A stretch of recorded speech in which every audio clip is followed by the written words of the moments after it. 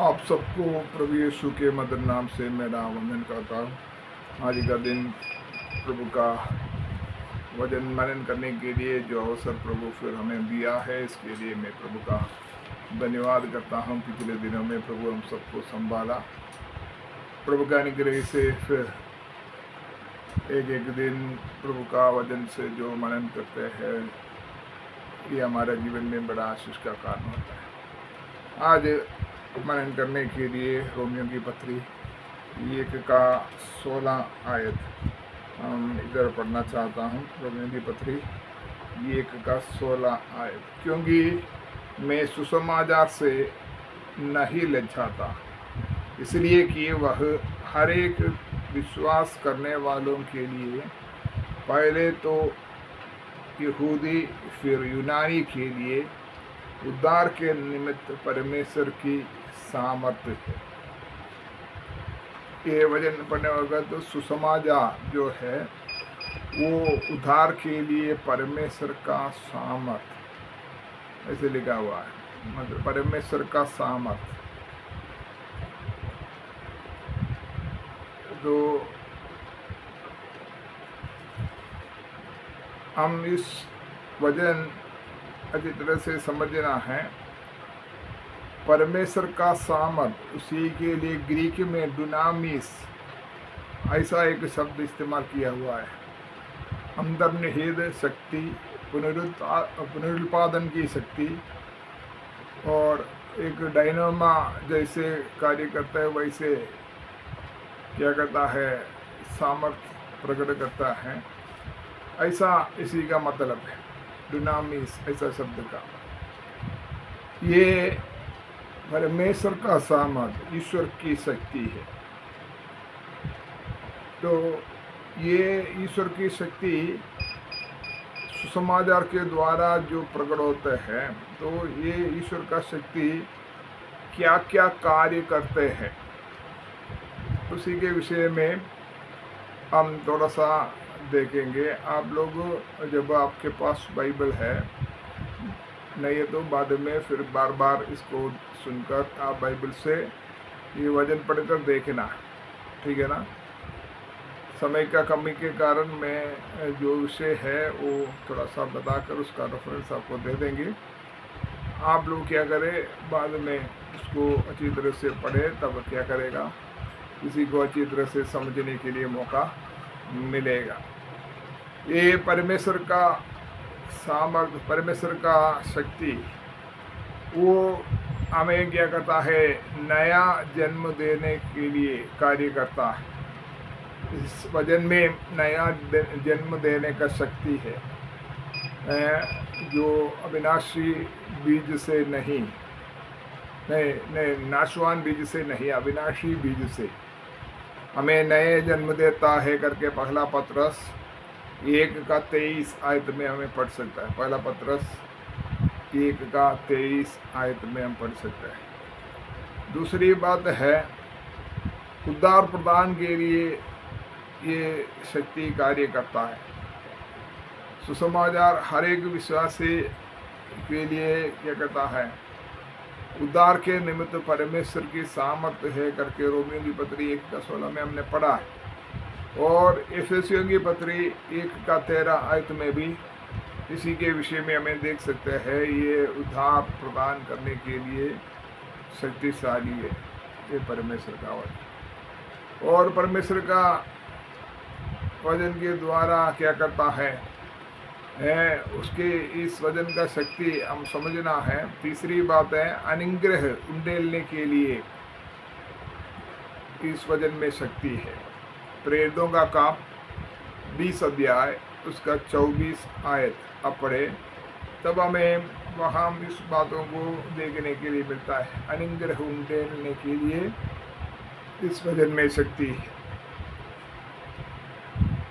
और चौथी बात है, विश्वास में स्थिर होने के लिए इस वचन में शक्ति है। रोमियो की पत्री 16 अध्याय उसका 25 आयत में हमें ये बातों को समझने के लिए मौका मिलता है। विश्वास में स्थिर होने के लिए इस परमेश्वर का वचन में शक्ति है। और विश्वास उत्पन्न करने के लिए इस वजन में शक्ति है। हमने पहले पढ़ा हुआ है, विश्वास सुनने से, सुनना मसीह का वचन से, मतलब प्रभु का वचन सुनने से हमारे अंदर विश्वास उत्पन्न होते हैं। तो परमेश्वर का वचन का शक्ति आप समझना है। और रिहा किया जाने के लिए, मतलब स्वतंत्र करने के लिए इस वचन में शक्ति है। यूहन्ना 8 अध्याय उसका 31 से 36 तक आप पढ़ने से हमें उस विषय को समझने के लिए मौका मिलता है। हमें कैसे आज़ादी या स्वतंत्र करने के लिए ये प्रभु का वचन कार्य करता है। गुलामी से, पाप की गुलामी से हमें स्वतंत्र कर देता है और हमारा आत्मिक जीवन बढ़ाने के लिए इस वचन में शक्ति है। पहला पत्रस 2 अध्याय उसका 2 आयत 2 का 2 हम पढ़ने से हमें पता चलता है आत्मिक जीवन बढ़ाने के लिए इस वचन में शक्ति है। और कलीसिया को शुद्ध करने के लिए इस वचन में शक्ति है। एफेसियों की पत्री 5 अध्याय उसका 26 आयत। एफेसियों की पत्री 5 अध्याय उसका 26 आयत। कलीसिया को शुद्ध करने के लिए इस वचन में शक्ति है। और हमारा जीवन को परखने के लिए इस वचन में शक्ति है। और एक 2 धारी तलवार के समान हमारे अंदर कार्य चले जाते हैं। सब बातों को क्या करता है, आर पार छेद करके परखने का सामर्थ इस वचन के अंदर है करके हमें समझने के लिए मिलता है, ताकि हम मसीह यीशु में संयुक्त वारिश होने के लिए, यीशु के साथ हकदार वारिश बनने के लिए, बनाने के लिए यह करता है। इस वचन में शक्ति है। इस वचन हमारे अंदर कार्य करने के कारण हम यीशु के साथ वारिश बन जाते हैं और अविनाशीता प्रदर्शन करने के लिए, मतलब नाश होने का नहीं, अविनाश का अनुभव में आगे बढ़ने का एक अनुभव में हमें लाने के लिए, अविनाशीता प्रदर्शन करने के लिए इस वचन में शक्ति है। 2 तीमुथियुस 1:10, 2 तीमुथी 1:10 में हम इसी के बारे में देख सकते हैं। और शांति स्थापित करने के लिए इस वचन में शक्ति है। रोमियो की पत्री 10 अध्याय उसका 15 आयत। रोमियो की पत्री 10 अध्याय का 15 आयत में लिखा है, वो वचन क्या करता है, हमें शांति प्रदान करते हैं और सुरक्षा प्रदान करने के लिए इस वचन में शक्ति है। एफेसी 6:17, एफेसियों की पत्री 6:17। और परमेश्वर की आशीर्वाद को पूरा करने के लिए इस वचन में शक्ति है। रोमी 5 अध्याय उसका 29 आयत। तो इसी प्रकार इस वचन में कैसे कैसे शक्ति है। ये वचन में जो शक्ति है ये परमेश्वर ईश्वर की शक्ति है, परमेश्वर का शक्ति है। ये बात हमें समझने की, इसलिए प्रभु का वचन जो आप पढ़े, मनन करे करके कहते हैं। आप इस वचन के साथ कुछ समय खर्च करेगा तो जरूर क्या करता है, इस वचन के द्वारा आपका जीवन में और आशीष पाने के लिए मौका मिलेगा। आज ये जितने वचन मैंने कहा है, जो रेफरेंस बताया है, आप इस वीडियो के साथ अपना बाइबल खोलकर इसी को सुनना है, थोड़ा सा क्या करना है, पोस्ट करना है और वजन निकाल कर पढ़ना है। तब क्या करेगा, आपको इस बातों को और अच्छी तरह से समझने के लिए मौका मिल जाएगा। तो प्रभु ये वचन से आप सबको आशीष दे। आज का दिन आपके लिए बहुत अच्छा रहे।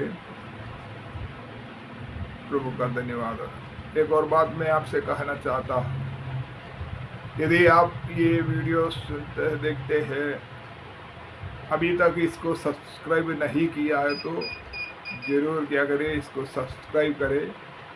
सब्सक्राइब करने के बाद जो बेल बटन आता है उसी में आप टच करने से उसके सबसे ऊपर ऑल ऐसा लिखा हुआ है, उसी को टिक मारें।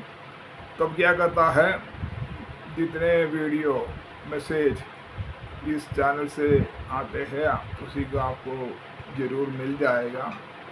यह सारे मैसेज आपको देख सकते हैं।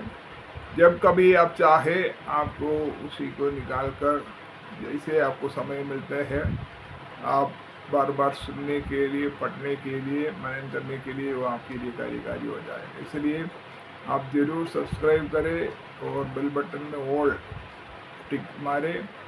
और जिसको ये सहायता है, इसी से मदद मिलेगा, ऐसे लोगों को आप इसी को शेयर भी करें और उनको भी आशीषित होने के लिए मौका मिले। प्रभु आप सबको आशीष दे।